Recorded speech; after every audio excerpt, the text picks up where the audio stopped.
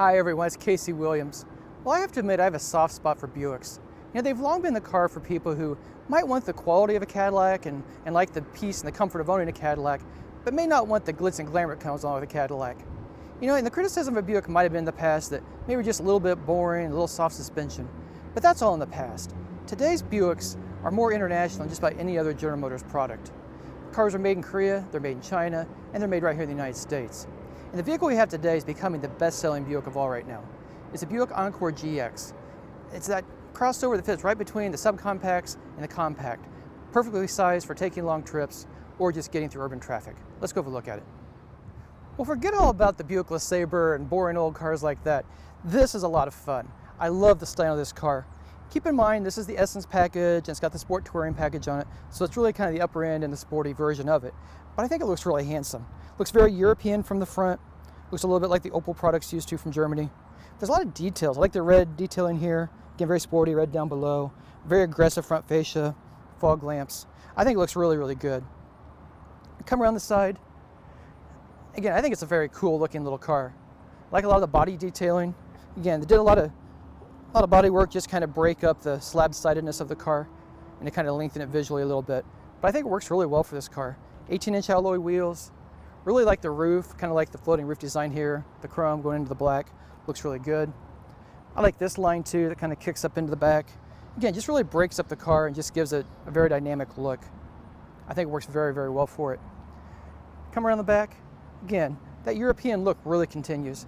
If I took off the Buick badge and put an Audi badge on here, Mercedes or BMW badge, you'd probably believe it just by looking at the car. I think they've done a very nice job with it.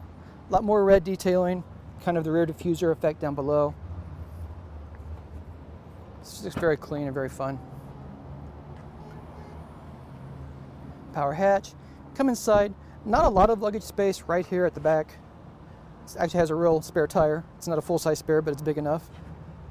I like that. And the back seats do fold down, so you've got a lot more space, and you can certainly make it a little bit larger inside if you want to. Well, when you come inside, you understand when I'm talking about getting the feel of a Cadillac, but without the pretension, without the glitz and glamour. But that's not to say that the interior of the Encore GX isn't a very stylish place.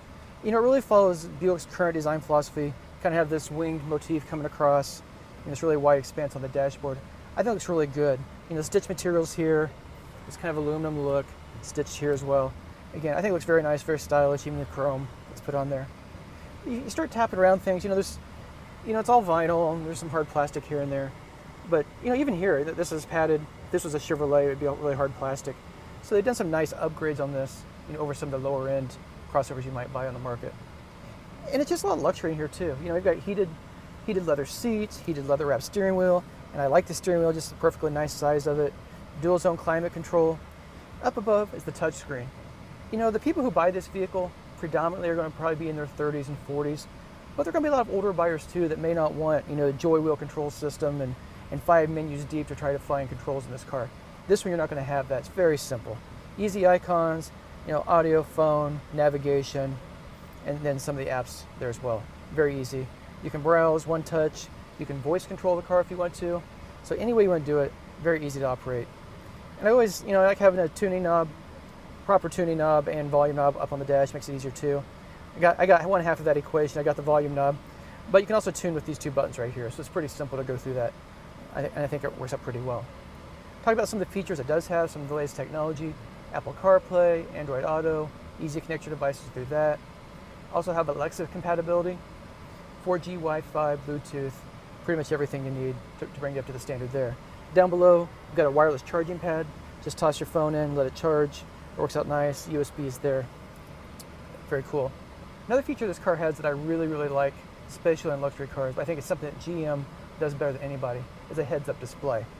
A lot of the heads-up displays, you get it, and it's like you're trying to look out, and the way the heads-up display works is it looks like, if you haven't used one, is it looks like your speedometer and other key functions are kind of hovering over the hood. So it's kind of 3D, just kind of hovering out over the hood when you look out. So it keeps your eyes up, keeps you looking down the road, and you still see those vital functions. Navigation, especially in this one, navigation, the directions also project up there. So a lot of these, it's hard to get to them, it's hard to control them, you get them to adjust them. But General Motors always has 3 buttons right on the left side of the steering wheel. You can raise it, you can lower it, you can change the information. If you want to have navigation, or if you have your radio display, or if you just want a tachometer and the speedometer, you can make those adjustments, however you want to see it. But they've done this thing where they have a little plastic pad here on the top that it projects off of. And sometimes it's a little gimmicky. I've seen them in Minis, I've seen them in Mazdas. They kind of work, but not really. This one works just like General Motors' other expensive heads-up displays they have in their full-size SUVs, the Corvette, and other vehicles.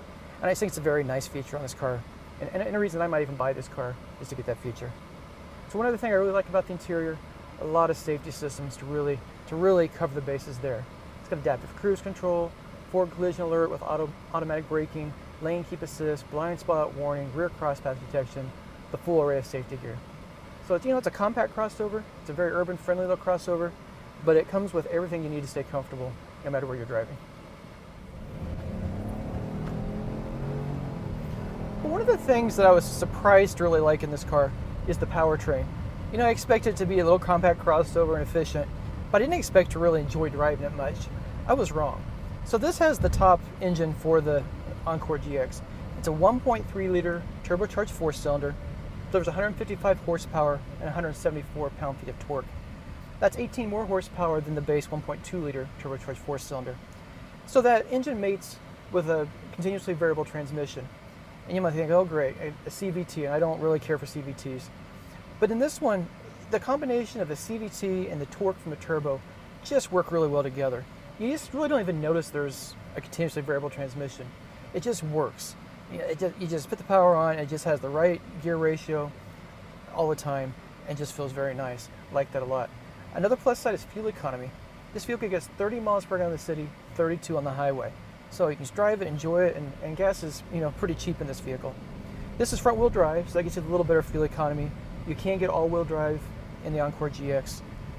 But again, I think unless you really live somewhere you get deep snow all the time, front wheel drive's fine. It'll handle all the weather you need. And it gives you just a little bit better fuel economy too. But on the handling side of it, it also rides pretty nice. You think of a Buick, you think of a soft ride. This isn't that way at all. This is very tight, this is very sporty, handles nice, steering's quick.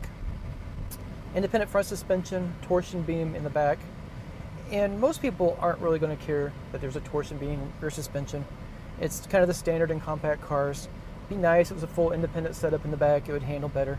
The only thing I've even noticed, when you get on some really rough pavement, you can kind of get a little clunky sensation in the back. But again, that's just a little quirk, and I think most people will never notice that. But the other thing is I think you will notice is how quiet it is. And this has active noise cancellation, has Buick's quiet tuning as they call it, which means a lot of insulation and thick glass, and just really everything they can to keep the noise out of the cabin of this car. So when you drive it, you don't really realize you're driving a small car or a crossover that's based on a subcompact car. It's just quiet, it's easy to drive, and I like it. And the other thing I found this week is, just all the controls are easy to understand, nice to drive it, seats are comfortable, it's got lower lumbar, power lumbar for the driver's seat. I like the heads-up display. Everything about it's just a very easy car to use. And again, enough power, enough handling, you can have a little bit of fun with it too.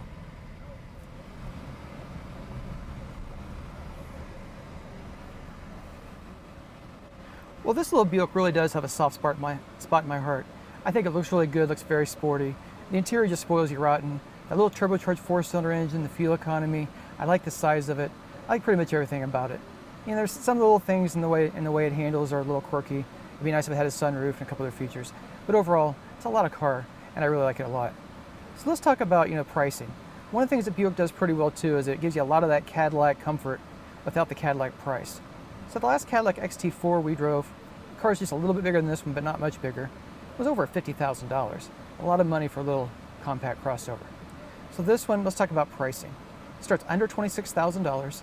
This one, fully equipped, everything on it, $34,115.